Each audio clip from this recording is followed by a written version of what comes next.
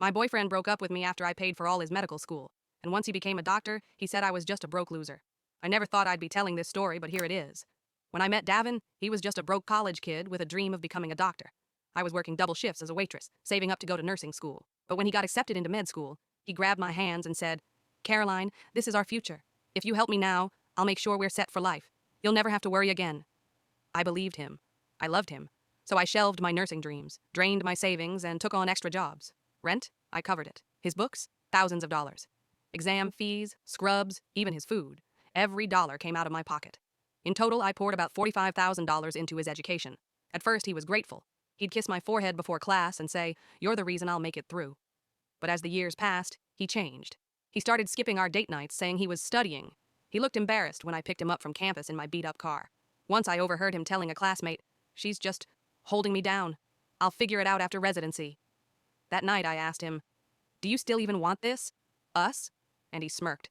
"Relax, Caroline. Nobody marries their college sweetheart anymore. Be realistic." When he finally graduated, I thought maybe things would get better.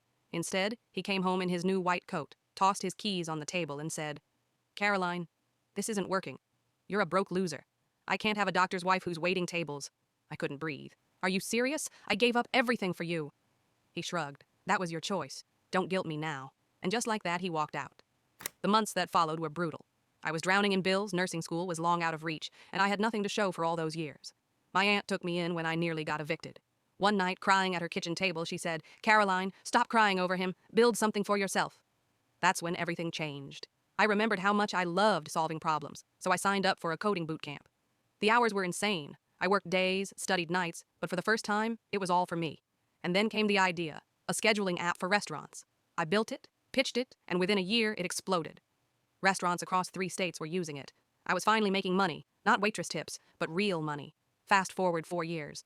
I'm at a conference, demoing my app, when I hear a familiar voice. "Caroline?" I turn, and it's Daven. Except he's not the polished doctor I remembered. His coat was gone, replaced with a wrinkled shirt. He looked older, heavier, tired. He stammered, "Caroline, can we talk? I lost my license. Malpractice. They said I cut corners, but you know how hospitals are. I need someone who understands me." I blinked. "You need money, Daven. That's what this is." He tried to smile. "We had something, Caroline. We can have it again.